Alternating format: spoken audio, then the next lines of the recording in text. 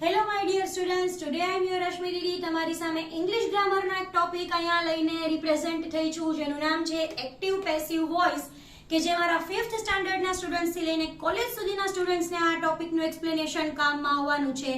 તમે આ ટોપિક મારી પાસેથી સમજો એની પહેલા હું તમને એક ઇન્સિસ્ટ કરીશ કે મારો જે ઇન્ટ્રોડક્શન ટુ ટેન્સીસનો જે ટોપિક છે એ પણ એક વખત રિવાઇઝ કરી જાજો, કે જેથી કરીને આ ટોપિક વધુ ઇઝીલી તમને સમજાઈ શકે.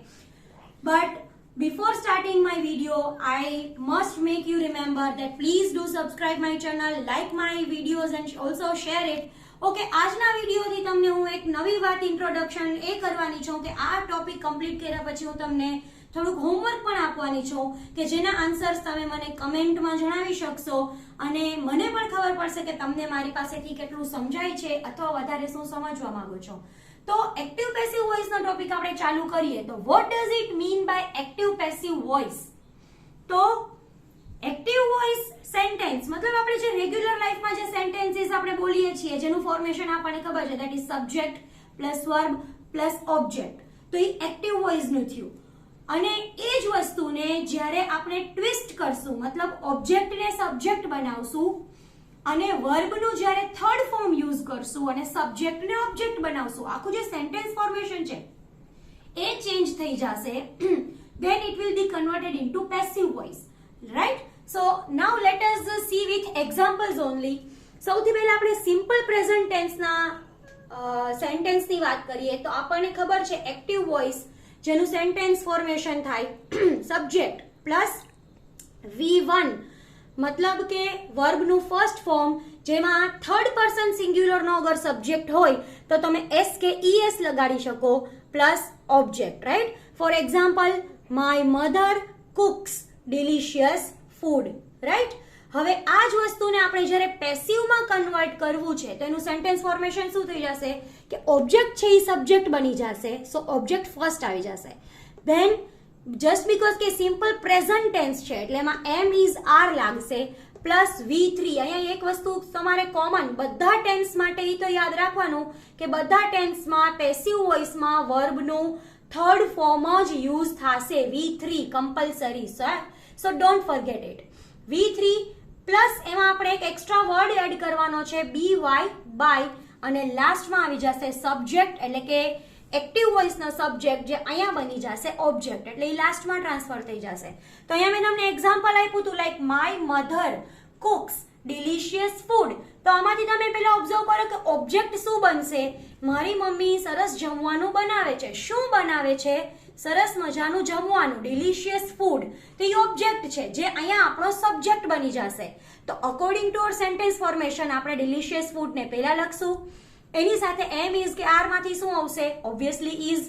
સો ડિલિશિયસ ફૂડ ઇઝ વર્બનું થર્ડ ફોર્મ એટલે કે કુકનું third form cooked by my mother, જે માય મધર માં સબ્જેક્ટ હતો એ બની ગયો અહીંયા object. So delicious food is cooked by my mother, જેને ગુજરાતીમાં આપણે કેમ બોલીએ કે મારી મમ્મી દ્વારા, બાય એટલે કે દ્વારા, સરસ મજાનું જમવાનું બનાવવામાં આવે છે. અહીંયા એમ કીધું કે મારી મમ્મી જમવાનું બનાવે છે અને અહીંયા એમ કીધું કે મારી મમ્મી દ્વારા જમવાનું બનાવવામાં આવે છે, right? So that is the meant by passive voice. Now same thing again we look for continuous present tense. Continuity means જે એક્ટિવિટી અત્યારે ચાલુ છે તો એમાં સેન્ટેન્સ ફોર્મેશન આપણને અર્લિયર આપણે જાણી ગયા છીએ, એમ જ ખબર છે subject plus am is are plus V1 with ING, ing લાગી જાય કોઈ પણ વર્બમાં, plus object. So for example, I am teaching English grammar, right? So અત્યારે હું તમને ઇંગ્લિશ ગ્રામર શીખવાડી રહી છું. હવે એ જ વસ્તુ જ્યારે પેસિવમાં જશે તો object obviously as I told you પહેલા આવી જશે, પછી આવશે એમ ઇઝ આર. તો અહીંયા તમને કન્ફ્યુઝન એ થાય કે સિમ્પલ પ્રેઝન્ટ ટેન્સમાં પણ એમ ઇઝ આર આવ્યું, કન્ટિન્યુઅસમાં પણ એમ ઇઝ આર આવ્યું, તો ડિફરન્સ કેવી રીતના ખબર પડે? તો અહીંયા આપણે ING ની વાત કરી ને કે કન્ટિન્યુઅસ ટેન્સ છે મતલબ ING આવે, તો ING માટેનો એક ફિક્સ વર્ડ અહીંયા પ્લેસ કરશું આપણે બીઈંગ. સો બીઈંગ ING આવી ગયું આમાં, right? Plus as I told you કે V3 તો કમ્પલસરી મૂકવાનું જ, પ્લસ બાય એન્ડ સબ્જેક્ટ. સો હવે એનું કન્વર્ઝન ઇંગ્લિશ ગ્રામર આપણા એક્ટિવના સેન્ટેન્સમાં જે આપણું ઓબ્જેક્ટ હતું ઇંગ્લિશ ગ્રામર, અહીંયા સબ્જેક્ટ બન્યો. English grammar is being. So being, it shows that the sentence is of continuous present tense. being થી આપણને ખબર પડી કે આ સેન્ટેન્સ કન્ટિન્યુઅસ પ્રેઝન્ટ ટેન્સ નું છે. being પ્લસ teach નું V3 taught by me. so English grammar is being taught by me. હવે અહીંયા આપણો સબ્જેક્ટ હતો I. એ સબ્જેક્ટને જ્યારે ઓબ્જેક્ટમાં કન્વર્ટ કર્યું તો એ બની ગયું me. તો અહીંયા આપણે એ પ્રોનાઉન્સના રિક્વાયરમેન્ટ પ્રમાણે ચેન્જીસ કરવા પડે. Right. Now let us look for the third tense, that is perfect present tense. એટલે કે પ્રેઝન્ટ ટાઈમમાં જે એક્ટિવિટી ઓલરેડી કમ્પ્લીટ થઈ ચૂકી છે તો એનું sentence formation subject plus have oblique has plus V3 plus object. આમાં ઓલરેડી પરફેક્ટ ટેન્સમાં V3 જ આવે, સાથે હેવ હેઝ આવે. For example, he has done his homework. એણે એનું હોમવર્ક ઓલરેડી કરી લીધું છે. હવે એને આપણે જ્યારે કન્વર્ટ કરવું છે તો ઓબ્જેક્ટ આવ્યું, એની સાથે હેવ હેઝ આવ્યું, અને આમાં એક પરફેક્ટ ટેન્સનો ફિક્સ વર્ડ આપણે એડ કરશું, BEEN been plus V3 plus by plus subject. Right. So this is sentence formation. હવે આપણે એનું એક્ઝામ્પલ જોઈએ કે અહીંયા આપણે કીધું કે he has done his homework. એણે એનું હોમવર્ક કરી લીધું. શું કરી લીધું? એનું હોમવર્ક. તો અહીંયા આપણો સબ્જેક્ટ બની ગયો his homework. હેવ કે હેઝ માંથી સિંગ્યુલર નાઉન એટલે has, been compulsory, V3 done, already અહીંયા બી ડન જ યુઝ હશે, એનું જ આપણે અહીંયા repeat, done by him. He નું બની ગયું him. Right. So his homework has been done by him. This is the passive sentence for perfect present tense. તો આ રીતના આપણે પ્રેઝન્ટ ટેન્સના simple present tense, continuous present tense અને perfect present tense સમજ્યા. હવે આપણે વાત કરીએ પાસ્ટ ટેન્સની. પાસ્ટ એટલે જે સમય ઓલરેડી ચાલ્યો ગયો છે, ભૂતકાળ. તો એમાં બી સિમ્પલ પાસ્ટ ટેન્સની વાત કરીએ તો એનું એક્ટિવમાં સેન્ટેન્સ ફોર્મેશન શું બને છે? That is subject plus V2. Simple past tense is the only tense. એ એકમાત્ર એવો ટેન્સ છે જ્યાં વર્બનું સેકન્ડ ફોર્મ V2 યુઝ થાય છે. એવરીથિંગ એલ્સ, બીજા બધા કાર્ડમાં એટલે કે ટેન્સીસમાં આઈધર V1 યુઝ થશે ઓર V3 યુઝ થશે, બટ સિમ્પલ પાસ્ટ ટેન્સમાં V2 યુઝ થશે. Subject plus V2 plus object. For example, she played the game very well. So this is the active sentence. Now let us see the formation for passive. તો object અહીંયા subject ની જગ્યાએ આવી ગયું, plus just because કે past tense છે તો past ના ટુ બી ના ફોર્મ વોઝ અને were. Right. Plus V3 compulsory plus by plus subject. So આપણે એક્ઝામ્પલને કન્વર્ટ કરીએ. she played the game. શું રમે છે? The game. તો એ આપણો અહીંયા સબ્જેક્ટ બની ગયો, the game. Singular noun, so was. the game was. V3 that is played by her. she નું બની ગયું her. અને જે એક્સ્ટ્રા વર્ડ્સ હશે એ લાસ્ટમાં આપણે એઝ ઇટ ઇઝ રિપ્લેસ કરી દેશું, that is very well. Which means the game was played by her very well. right. આવે છે સમજમાં તમને લોકોને? So if we continue with the continuous past tense, again continuity મતલબ past time માં કોઈ આપણી એક એક્ટિવિટી કન્ટિન્યુ હતી તો એનું formation subject plus was were plus V1 with ing. Continuous tense હોય એટલે ing આવે જ, પ્લસ ઓબ્જેક્ટ. એનું એક્ઝામ્પલ શું છે? that Lavanya was writing a letter. Lavanya letter લખતી હતી. હવે એનું જ્યારે આપણે પેસિવમાં કન્વર્ટ કરીએ તો પહેલા ઓબ્જેક્ટ આવી ગયો, than was wear.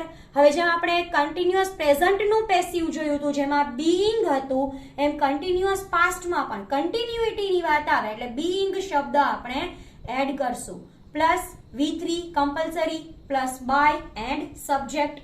So if we see the example, Lavanya was writing a letter. What was she writing? A letter. તો આપણે સ્ટાર્ટ કરશું a letter, સિંગ્યુલર નાઉન છે એટલે was. A letter was. Being, right નું third form, written by લાવણ્ય. અહીંયા લાવણ્ય proper noun use કર્યું છે તો આપણે લાવણ્યનું લાવણ્ય જ રાખશું, એમાં અનધર કોઈ ચેન્જીસ કરવાની જરૂર નથી. Right. And if we see the next tense, that is perfect past tense. તો એનું એક્ટિવનું ફોર્મેશન શું છે? Subject plus had plus V3 plus object. Perfect એટલે પાસ્ટ ટાઈમમાં કોઈ એક્ટિવિટી ઓલરેડી તમારી કમ્પ્લીટ થઈ ગઈ હતી તો એમાં હેડ આવે ફરજિયાત, કમ્પલસરી જે ટૂંકમાં ફોર્મેશન જ છે, અને વર્બનું કેમ કે પરફેક્ટ ટેન્સ છે એટલે V3 આવવાનું છે. Right. For example, if V C Kevin had completed his studies. કેવિને એનું સ્ટડીઝ ઓલરેડી કમ્પ્લીટ કરી લીધું હતું. તો હવે એ જ વસ્તુને જ્યારે પેસિવમાં કન્વર્ટ કરીએ, that is object plus had બીન. જેમ તમે આપણે પરફેક્ટ પ્રેઝન્ટમાં જોયું કે બીન લાગેલું હતું, એમાં અહીંયા બીન લાગી જાય, પરફેક્ટ ટેન્સ છે. So object plus had been plus V3 plus by plus subject. તો શું કમ્પ્લીટ કર્યું કેવીને? His studies had been completed by Kevin, right? So this is the passive sentence.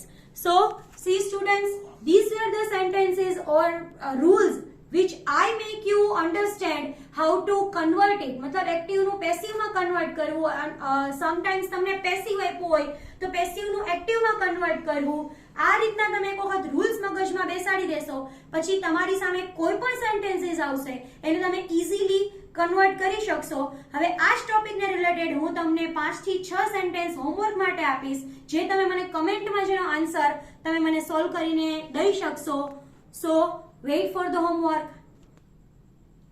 So students, અહીંયા તમારા માટે હોમવર્કના મેં અમુક સેન્ટેન્સીસ તૈયાર કરીને રાખ્યા છે, જેમાં બે ટાઈપના મેં તમને એક્સરસાઇઝ આપી છે. First is convert the following sentences into passive voice. તમને એક્ટિવ વોઇસમાં સેન્ટેન્સ આપ્યા છે જેને પેસિવમાં કન્વર્ટ કરવાના છે.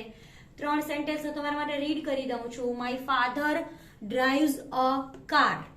Than next is Virat played football. And then you have done this. Right? તો કન્વર્ટ કરતી વખતે એક હિન્ટ હું તમને એટલી આપી શકું કે સૌથી પહેલા તમારે વિચારી લેવાનું કે એક્ટિવ વોઇસનું જે સેન્ટેન્સ છે એ કયા ટેન્સનું છે. ઈ વિચાર્યા પછી ઈ ટેન્સનું ફોર્મેશન જોવાનું, એનું ફોર્મ્યુલા જોવાનું, અને ફોર્મ્યુલા અકોર્ડિંગ તમે કન્વર્ટ કરી શકો. રાઈટ? હવે એવી જ રીતના નેક્સ્ટ એક્સરસાઇઝ મેં તમારા માટે તૈયાર કરી છે, that is convert following sentence into active voice. મતલબ તમને પેસિવના સેન્ટેન્સ આપ્યા છે જેને તમારે એક્ટિવમાં કન્વર્ટ કરવાના છે. So let me read for you. That is answers are being given by us. તો અહીંયા તમારે અગેન જોવાનું કે આર છે, બીઇંગ છે, તો આ કયો ટેન્સ રિલેટેડ હશે. જે ટેન્સ તમને પહેલા મગજ ટૂંકમાં ફિટ બેસે, જે રૂલ્સ અકોર્ડિંગ ફિટ બેસતું હોય એના પ્રમાણે કન્વર્ટ કરવાનું. Right? Next sentence is Rashmi Didi કી class had been subscribed by me. તો અગેન તમારે ફોકસ કરવાનું વર્બ ઉપર કે had been, તો આ કયો ટેન્સ હોઈ શકે એના અકોર્ડિંગ ચેન્જ કરો. And last sentence a movie was being watched by Robin. So again was being એટલે આ કયો ટેન્સ હોઈ શકે એના અકોર્ડિંગ ચેન્જ કરો.